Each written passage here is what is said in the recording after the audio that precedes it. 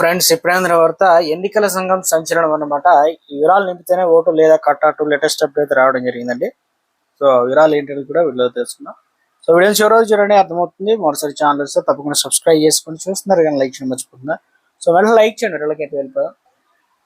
కొత్తగా ఓటర్ జాబితాలో పేరు నమోదు చేసుకోవాలనుకునే అభ్యర్థులకు కేంద్ర ఎన్నికల సంఘం సరికొత్త నిబంధనలు అమలుకి తీసుకొచ్చింది. ఎందుకంటే మొదటిసారిగా ఓటు హక్కు కోసం దరఖాస్తు చేసుకునేవారు అర్హులైనటువంటి ఎవరైతే ఉంటారో కొత్త పౌరులు ఉపయోగించే ఫామ్ 6 లో ఇందుకు సంబంధించి డిక్లరేషన్ తప్పనిసరి చేసింది అనమాట. గతంలో నిర్వహించిన స్పెషల్ ఇన్సెంటివ్ రివిజన్ ప్రత్యేక ఓటర్ల జాబితా సవరణ ప్రక్రియలో తమ తల్లిదండ్రులు లేదా తాతల పేర్లను ఓటర్ల జాబితాలో ఉన్నాయా లేదా అనే వివరాలను ఇప్పుడు ఆన్లైన్లో దరఖాస్తులో స్పష్టంగా చెప్పాల్సి అయితే ఉంటుంది. ఇక ఈ సెక్షన్ పూర్తి చేయకుండా ఆన్లైన్లో ఫామ్ 6 ప్రక్రియ ముందుకు సాగాలన్నమాట.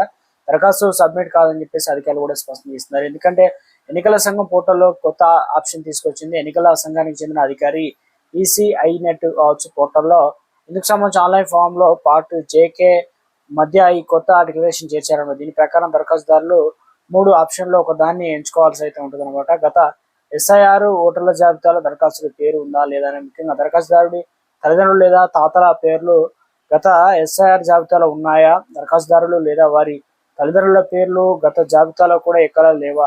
సో మొదటి 2 ఆప్షన్లు ఎంచుకునేటువంటి వారు గతంలో ఉన్నటువంటి అసెంబ్లీ నియోజకవర్గాలు, పోలింగ్ బూత్ నెంబర్లు, ఓటర్ల జాబితాలో సీరియల్ నెంబరు వంటి వివరాలను అయితే సమర్పించాల్సి అయితే ఉంటుంది అనమాట. ఒకవేళ ఆ వివరాలు కనుక లేకపోతే 3వ ఆప్షన్ అయితే ఎంచుకోవాలి. అయితే 3వ ఆప్షన్ ఎంచుకుంటే ఎలాంటి పరిణామాలు ఉంటాయని పోర్టల్ అయితే స్పష్టంగా పేర్కొంది.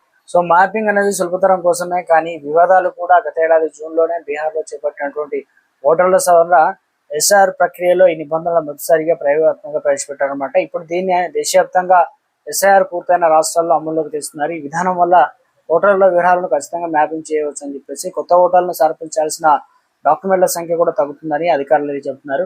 అయితే 1960 నాటి ఓటర్ల నమోదు నిబంధనలకు ఎలాంటి అధికార గెజెట్ కానీ సవరణ చేయకుండా కేవలం పరిపాలనాపరమైన ఆదేశాలతో ఆన్లైన్లో దీన్ని తప్పనిసరి చేయడం పైన చర్చ నడుస్తుంది.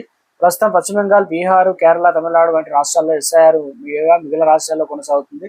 సో ఇక ఈ సవరణ వల్ల పెద్ద ఎత్తున బోగసు అదేవిధంగా డూప్లికేట్ ఓట్లు అనేది తొలగిపోతున్నప్పటికీ కొత్త దరఖాస్తుదారు చేసుకునే వారికి కుటుంబ సభ్యుల పేర్లు పొరపాటున తొలిగితే ఆ ప్రభావం కొత్త దరఖాస్తుదారుపై పడే అవకాశం ఉందని